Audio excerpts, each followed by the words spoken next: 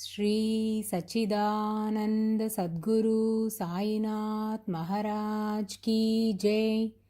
Sri Sai Satcharitra An Insight-Episode-32. My humble prostrations at the lotus feet of our Sadguru Sai. By the divine grace of Sai, an attempt has been made to translate the gist of the divine discourse of Sri Ramanathan brother telecasted in Sai TV. This is purely done to share the glory of Sai and his divine teachings with more insight to the aspirants. Om Gurur Brahma Gurur Vishnu Gurur Devo Maheshwaraha Gurur Sakshat Parabrahmam Tasmai Shri Gurave Namaha. We have been discussing about the path trekked by Sadguru Sai Maharaj for his Bhiksha rounds, which represented the shape of Omkaram. And now we are almost at the closing of 8th chapter, in which Hemat Panji has given a beautiful narration of the meeting between Sainath and his beloved devotee Kushal Chand. Kushal Chand ji resided in Rahata. This is the Taluk headquarters of Shirdi. Rahata is situated to the south of Shirdi at 6 kilometers, and Baba would walk this distance to meet Kushal Chand. Baba's love for Kushal Chand was so intense that once in 15 days Baba will go and visit him. Such was the Rinanabandh between those two. The moment Baba gets a desire to see Kushal Chand, immediately either Baba will go to meet him or send someone to fetch Kushal Chand to Shirdi. The bondage between Baba and Kushal Chand was so deep. Even today, devotees can go to this blessed house for darshan, and we can find a small photograph of Baba. This was personally given by Baba to Kushal Chand. Baba kissed this photo, and his heart overpouring with love gave it to Kushal Chand. The puja altar is termed as Devara by Maharashtrians, and this photo of Baba is placed in the Devara of Kushal Chand's family and is being worshipped by them with loving devotion. Kushal Chand's ancestors have migrated from Rajasthan and have settled in Rahata, and they belong to Jain community. As they are Marwaris, they worship the Tirthakarars such as Mahavir and others. So, in their Devara, the images of all the Tirthakarars are placed in a row, and this small photo of Baba is kept above those images and worshipped by them. Kushal Chand was a well-known gentleman of Rahata, and their family was rich. Even today, we can see the original paintings of Ravi Varma decorating the walls of their house. They also have the original portraits of various freedom fighters. This house is very superior and unique in various ways, and it is an amazing place to be visited by every Sai devotee to experience the presence of Sainath Maharaj. The interior of the house is very similar to Dwarakamai floor plan. Now, devotees, please bring Dwarakamai into your mind's eyes. Inside Dwarakamai, there are 3 steps, and when you climb them, on your right is the most serene spot where our Sai Baba would sit, resting his hand on the railing. On our left is the holy Duni, and exactly opposite to the steps is the divine Nimbar. This same structure is what we can see inside Kushal Chandji's house. This house is so serene and has been sanctified as it has been frequented by Baba. The descendants of Kushal Chand's family are so generous and kind. They have maintained the house without making any alterations for the sake of Baba's devotees to visit and to experience what it would have been 100 years ago. The family was residing at the back side of the house, later dedicated the house completely for the sake of the devotees to have darshan and moved their family to the next door. They have also appointed a person to take care of the visitors. I can personally assure you all that once you step into that divine home, each of you can experience the serenity and relate all that we hear and read in books about this house. Yes, Sai sat there freely, walked and talked merrily, and blessed that home.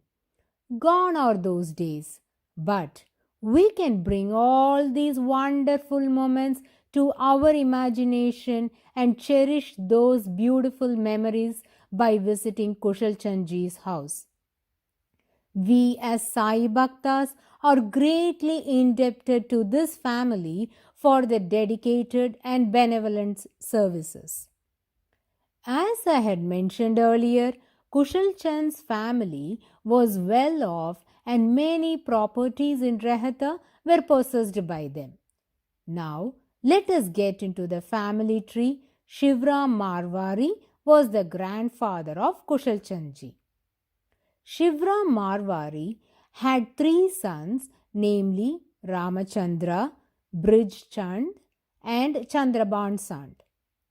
Ramachandra's son was Kushal Chandji and was born in 1854. Among these, Chandraban Seth was greatly devoted to Baba. Chandraban Seth and Baba were closely acquainted. Later, during the year 1911, after the demise of Chandraban Seth, Kushal Chand became very close with Baba and his love for Baba increased by leaps and bounds. He always addressed Baba as his Gurunath, and they met at least once in 15 days. To understand the loving devotion of Kushal Chand and the grace of Sai upon him, please listen to this narration attentively. All of us are aware that Baba attained Mahasamadhi on 15/10/1918. The moment Kushal Chandji heard the news of Baba's Mahasamadhi, he was greatly distressed and couldn't bear the separation of Baba. He behaved like an insane and was always engrossed in the thoughts of his Gurunath. Exactly on the 30th day after Sai Baba's Mahasamadhi, that is 15/11/1918, Kushal Chandji attained Mukti, and that year, that day happened to be Diwali. He only missed 2 meetings of Baba, which would have happened in those 30 days if Baba was in his mortal coil. His love for Baba was so deep that he could not live without Baba.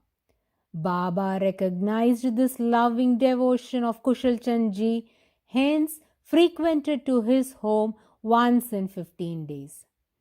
Hemat Panji has expounded an enthralling miracle in Sri Sai Satcharitra exhibiting the love shared between the two. One noon, Kushal Chandji had a vision of Baba, and Baba spoke thus: "I want to see you. Come immediately to Shirdi."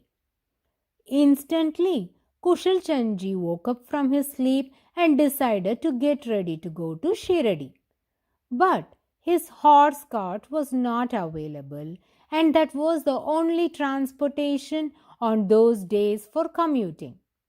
So, He sent the message through his son to Baba expressing his situation. Devotees, do you think our omniscient Baba doesn't know all this? He already made an alternate arrangement.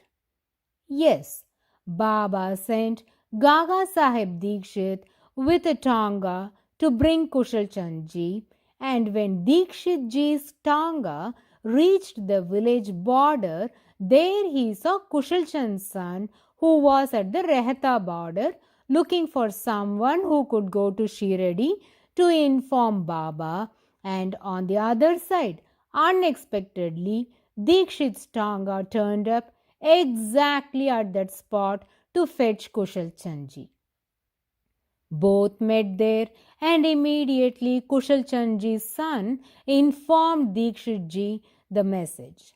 Now both came to Kushal Chand ji's house, and Dikshit ji took Kushal Chand ji for Baba's darshan. How amazing is the sport of this heavenly father! Kushal Chand was greatly moved by this Leela of Baba and was delighted to have darshan of Baba. Such was the love of Baba for Kushal Chand.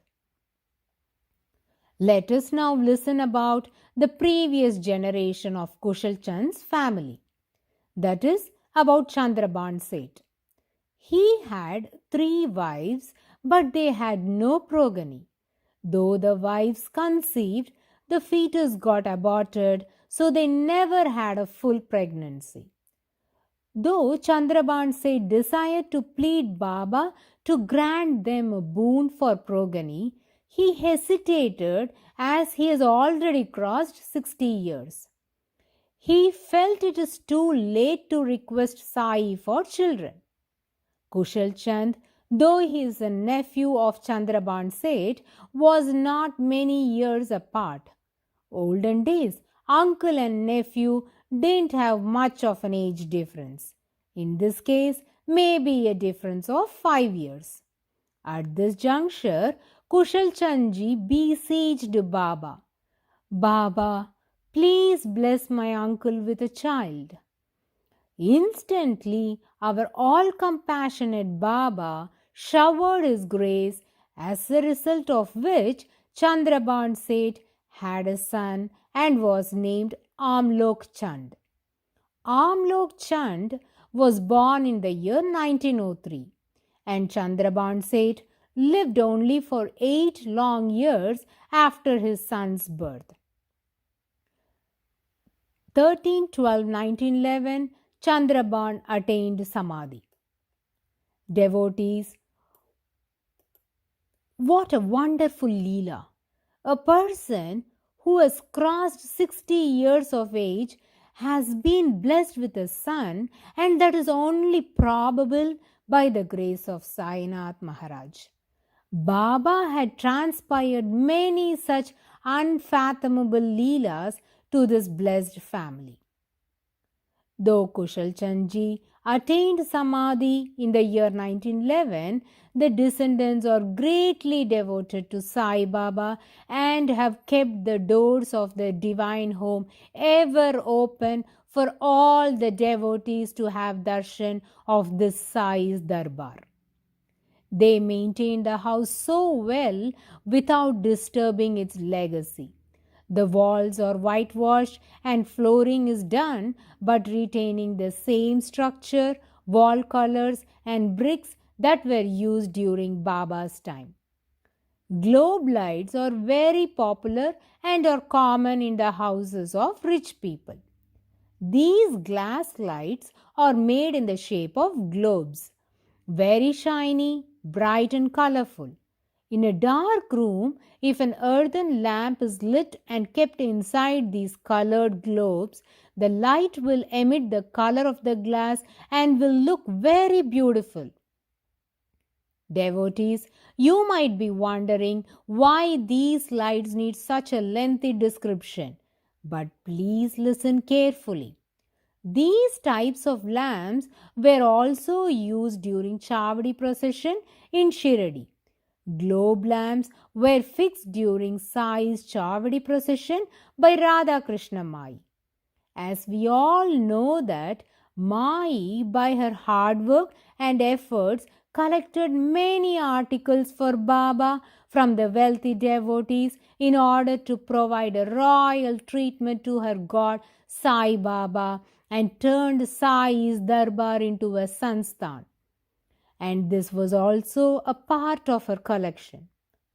Devotees, please bring this radiant scene in your mind's eye. Chavadi procession was held during night.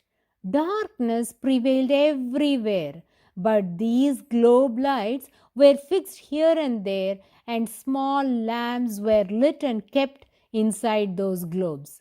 These colorful lights lit up the entire Shiradi village, beauty of which was indescribable, and the sight was worth watching. Though we are not fortunate enough to view those beautiful arrangements, Kushal Chandji's family is offering a great blessing for us to have a similar experience and reminisce those blissful moments by touring their house. Devotees, Rehta is not far from Shiradi. We can even hire an auto from Shiradi to Rehta and can get dropped at Kushal Chandji's house. Any Shiradi resident can easily guide us to this location as it is very popular. It is just 6 kilometers away, so during your next Shiradi pilgrimage, you can try to have darshan of this blessed house. Kushal Chandji's house is just walkable distance from Rehta entrance. The entrance of Rehta has an arch which is termed as Ves in Marathi. This arch represents the entry to a village. The moment Kushal Chandji gets the message that Baba is coming to Rehta, immediately he along with the people of the village will go to Ves or arch with band and music to receive Baba. On seeing Baba, the villagers of Rehta will be greatly delighted. Their joy is immeasurable. How fortunate are those folks! While everyone is going to Shiradi to have Baba's darshan, Baba himself comes to Rehta to give his darshan. The soil of Rehta is consecrated and the people living there are so blessed. With all pomp and glory, the people will take Baba into the village. Baba would sit in the porch of Kushal Chandji's house and Baba would not go inside the house. He has never stepped into any house. According to Vedic tradition, Hindu way of life was divided into 4 phases or ashrams. And as per this tradition, Baba is a saint who has taken up the sannyasa ashram, and they are not permitted to enter the house of a grahastha. In order to abide by this rule, Baba, however closely acquainted his devotee may be, would not step inside the house but would stay outside, talk merrily for some time, and then return to Shiradi, giving delight and blessing to all. Devotees, I would like to request you all to please make note of this divine place and do try to visit Rehta while you go for your Shiradi pilgrimage. Hemat Panji thus closes this chapter after narrating the affection between Baba and Kushal Chandji. Now we will move on to chapter 9 of Sri Sai Satcharitra. Hemat Panji has been giving title to the other chapters such as Importance of Human Birth, Baba's Advent to Shiradi, and so on. But surprisingly, no such title is given to this chapter. But later, when B.V. Dev compiled this chapter, he had given a title to this 9th chapter. The title consolidates the topics discussed in the chapter. So, This chapter discusses the effect of compliance and non-compliance with Baba's orders at the time of taking leave. Tarkat's family's experiences is a highlight of this chapter as Baba transpired certain miracles to exhibit what is termed as devotion and how this family stood by that. Also, Baba reinstated the greater philosophies that were discussed in Upanishads, such as God prevails in all living creatures, hence, see God in all beings. This is the life thread of this religion. Baba has illustrated this great philosophy through various divine miracles, and one among them was exemplified to Mrs. Tarkat, wife of Baba Saheb Tarkat. On one occasion, Baba has approached Mrs. Tarkat as a dog, then as a pig, and ate food fed by her. Many such unfathomable leelas have been exhibited by Sai to this blessed family and revealed that he prevails in all living creatures. Upanishad also insists on Atiti Dharma, which means hospitality to guests. A sagacious explanation is given on this subject by Baba, and the incident is very fascinating. So, devotees, please listen to it attentively. Once, Nana Sahib Chandorkar, ardent devotee of Baba, came for darshan.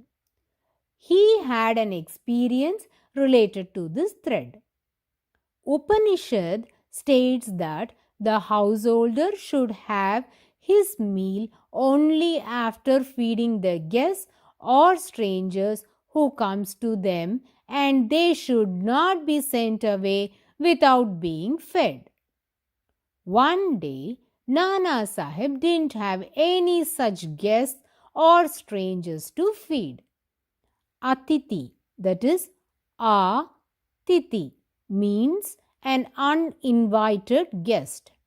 So, Nana Sahib was waiting at his home for such an uninvited guest.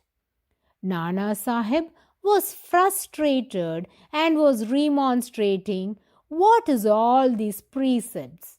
Upanishad says, follow Atiti Dharma. When an Atiti hasn't come, how can we follow this principle?" Hence, he decided to get a clarification upon this subject with Baba. Whenever he had any confusion, he would always get it elucidated by Baba, as omnipotent Baba will be the right one to throw light on any topic. Hence, he decided to discuss on the subject with Baba during his next visit. As we know, Nana Sahib Chandorkar was a deputy collector, and hence he had to move to various locations on transfer. On one such occasion, the house where he lived was quite isolated. So, there was not much crowd in that area. So, there were hardly anybody to even beg for food. In that situation, how can he follow the principle of feeding the uninvited guests was his question. Now, after that experience, this was his first visit to Shirdi. He came to Shirdi, stepped into Dwarakamai and prostrated at the feet of Baba. Immediately, Baba inquired, "Nana, what is special?" Instantly, Nana understood that omniscient Baba must be aware of the confusion he had.